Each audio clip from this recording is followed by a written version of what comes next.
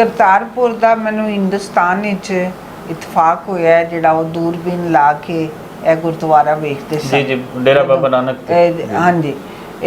जदों यह कॉरीडोर नहीं बनया सी तो मैं उस जगह ते गई वो जिवें नियागरा फॉल्स ते दूरबीन लगियां होंदियां जिथे तुसीं नहीं जा सकते तो उत्थों वेखते सन ज़ाहिर उन्हां दी मुकद्दस एक जगह है ते करतारपुर कॉरीडोर जिहड़ा है मेरा नहीं ख्याल कि ਇਹਦਾ ਕ੍ਰੈਡਿਟ ਬਾਜਵਾ ਸਾਹਿਬ ਜਾਂ ਇਮਰਾਨ ਖਾਨ ਨੂੰ ਜਾਣਾ ਚਾਹੀਦਾ ਹੈ। ਬੜੀ ਦੇਰ ਤੋਂ ਅੰਡਰ ਡਿਸਕਸ਼ਨ ਜੀ ਬੇਨਜ਼ੀਰ ਬੜੇ ਪੁਰਾਣੇ ਟਾਈਮ ਤੋਂ ਚੱਲ ਰਿਹਾ ਸੀ ਲੇਕਿਨ ਉਹ ਮਟੀਰੀਅਲਾਈਜ਼ ਹੋਣ ਹੋਇਆ ਤੇ ਮੈਨੂੰ ਜ਼ਾਤੀ ਤੌਰ ਤੇ ਮੇਰੀ ਖਾਹਿਸ਼ ਹੈ ਹੁਣ ਇਹਦੇ ਨਾਲ ਹੋ ਸਕਦਾ ਹੈ ਇਹਦੇ ਕਨਸੀਕੁਐਂਸਸ ਵੀ ਹੋ ਸਕਦੇ ਹਨ। ਜ਼ਾਤੀ ਤੌਰ ਤੇ ਮੈਨੂੰ ਇਹ ਲੱਗਦਾ ਹੈ ਕਿ ਕਰਤਾਰਪੁਰ ਜਿਹੜਾ ਹੈ ਇਹ ਜਿਹੜਾ ਮੋਦੀ ਨੇ ਜਿਹੜਾ ਕਸ਼ਮੀਰ ਵਾਲੀ ਜਿਹੜੀ ਚੀਜ਼ ਕੀਤੀ ਤੇ ਉਹ ਸਾਰੀ ਤੇ ਕਰਤਾਰਪੁਰ ਜਿਹੜਾ ਹੈ ਪੀਸ ਕੋਰੀਡੋਰ ਜਿਹੜੇ ਤਜਰਬੇ ਨੇ ਮੇਰੇ ਉੱਥੇ ਜਾਣ ਦੇ ਤੇ ਉਹ ਪੀਸ ਕੋਰੀਡੋਰ ਬਾਬਾ ਨਾਨਕ ਅਗਰ ਜ਼ਿੰਦਾ ਹੁੰਦੇ ਤਾਂ ਉਹਨਾਂ ਨੂੰ ਕਦੀ ਵੀ ਨਹੀਂ ਪਸੰਦ ਆਣਾ ਸੀ ਕਿ ਉਹਨਾਂ ਦੇ ਗੁਰਦੁਆਰੇ ਦੇ ਅੰਦਰ ਆਪਾਂ ਬੰਬ ਵੀ ਰੱਖਿਆ ਹੋਇਆ ਇੱਥੇ ਬੰਬ ਡਿੱਗਿਆ ਸੀ ਮਸਲਨ ਉਹ ਤੇ ਇੱਕ ਅਤੇ ਅਮਨ ਦੀ ਗੱਲ ਕਰਨ ਵਾਲੀ ਇੱਕ ਵੱਡੀ ਹਸਤੀ ਸਾਂਝੇ ਸੰਸਾਰੇ ਸਾਰੇ ਧਰਮਾਂ ਦੇ ਸਾਰੇ ਵੱਡੇ ਦਰਵੇਸ਼ ਤੇ ਵੱਡੀ ਹਸਤੀ ਇਹ ਬਾਬਾ ਨਾਨਕ ਤੇ ਉਹ ਜਿਹੜਾ ਹੈ ਕੋਈ ਪੀਸ ਕੋਰੀਡੋਰ ਵਾਲੀ ਗੱਲ ਨਹੀਂ ਸੀ। ਮੈਨੂੰ ਲੱਗਦਾ ਹੈ ਕਿ ਸਿਰਫ ਉਹ ਇੱਕ ਸਿਰਫ ਸਿੱਖ ਕਮਿਊਨਿਟੀ ਨੂੰ ਫੈਸਿਲਿਟੇਟ ਕਰਨ ਵਾਸਤੇ ਉਹ ਚੀਜ਼ ਬਣਾਈ ਗਈ ਤੇ ਉਹ ਕਮਿਊਨਿਟੀ ਕਿੰਨੀ ਕੁ ਫੈਸਿਲਿਟੇਟ ਹੋ ਰਹੀ ਹੈ ਉਹਦਾ ਤੇ ਮੈਨੂੰ ਬਹੁਤ ਜ਼ਿਆਦਾ ਆਈਡੀਆ ਨਹੀਂ ਲੇਕਿਨ ਜਿਹੜੇ ਮੇਰੇ 4 ਟ੍ਰਿਪ ਲੱਗੇ ਨੇ ਕਰਤਾਰਪੁਰ ਉਹ ਮੇਰੇ ਜ਼ਾਤੀ ਤੌਰ ਤੇ ਮੈਨੂੰ ਲੱਗਦਾ ਹੈ ਕਿ ਕਾਫੀ ਮਾਯੂਸ ਕੁੰਨ ਹੈ। ਇੱਕ ਬਹੁਤ ਵੱਡਾ ਸਟਰਕਚਰ ਹੈ ਜਿਹਦੇ ਕਾਫੀ ਜ਼ਿਆਦਾ ਪੈਸਾ ਲਾਇਆ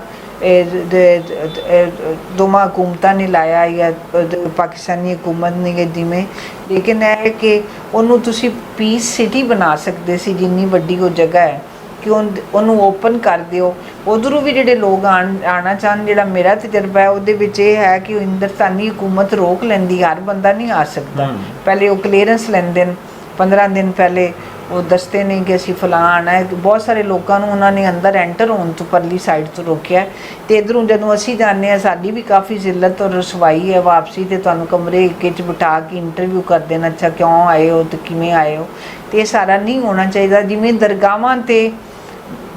ਦਰਗਾਹ ਉਹ ਇੱਕ ਦਰਗਾਹ ਹੈ ਨਾ ਤੇ ਜਿਵੇਂ ਗੁਰਦੁਆਰੇ ਦੀ ਇੱਕ ਮਾਨ ਮਰਿਆਦਾ ਹੈ ਉਹਨੂੰ ਕਾਇਮ ਰੱਖਿਆ ਜਾਵੇ। ਹਾਂ ਉਹ ਜਿਹੜਾ ਹੈ ਜਿਵੇਂ ਮੈਂ ਗੋਲਡਨ ਟੈਂਪਲ ਜਾਵਾਂ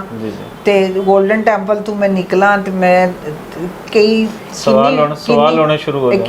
ਕਿੰਨੀ ਵਾਰੀ ਮੈਂ ਗੋਲਡਨ ਟੈਂਪਲ ਗਈ ਹਾਂ। ਗੋਲਡਨ ਟੈਂਪਲ ਤੋਂ ਮੈਂ ਮੁਤਾਸਰ ਹੋਈ ਜਿਹੜਾ ਉੱਥੇ ਲੰਗਰ ਦਾ ਸਿਸਟਮ ਹੈ ਮੈਂ ਉੱਥੇ ਦੂਜੀ ਵਾਰੀ ਜਾ ਕੇ 5 ਰਾਤਾਂ ਗੋਲਡਨ ਟੈਂਪਲ ਵਿੱਚ ਗੁਜ਼ਾਰੀਆਂ ਉਹਨੂੰ ਸਟੱਡੀ ਕਰਨ ਵਾਸਤੇ ਤਾਂ ਕਿ ਅਸੀਂ ਇੱਥੇ ਦਾਤਾ ਸਾਹਿਬ ਤੇ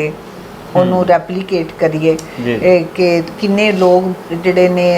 ਕਈ ਲੱਖ ਲੋਕ ਉੱਥੇ 22 ਘੰਟਿਆਂ 'ਚ ਰੋਟੀ ਖਾਂਦੇ ਨੇ ਤੇ ਉਹ ਜਿਹੜਾ ਹੈ ਨਾ ਕਰਤਾਰਪੁਰ ਕੋਈ ਜਿਹੜਾ ਹੈ ਇੱਕ ਤੇ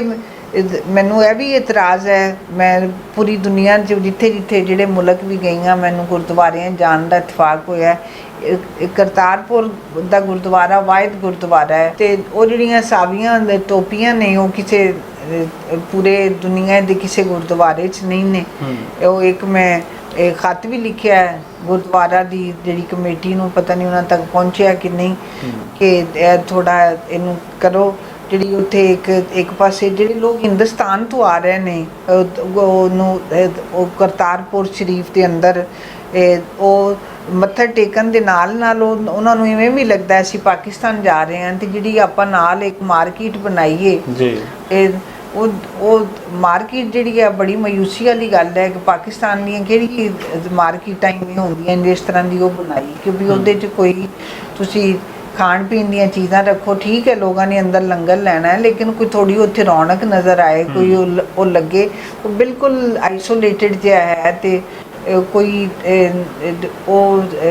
ਕਿੰਨਾ ਜ਼ਿਆਦਾ ਪੈਸਾ ਇਨਵੈਸਟਮੈਂਟ ਹੋਈ ਹੈ ਫਾਈਨੈਂਸ਼ੀਅਲ ਉਸ ਪ੍ਰੋਜੈਕਟ 'ਤੇ ਉਹਦੇ 'ਚੋਂ ਪੀਸ ਜਿਹੜਾ ਹੈ ਕਿੰਨਾ ਕੁ ਨਿਕਲਿਆ ਇਹ ਬਣਾਉਣ ਵਾਲਿਆਂ ਨੂੰ ਸੋਚਣ ਦੀ ਲੋੜ ਹੈ।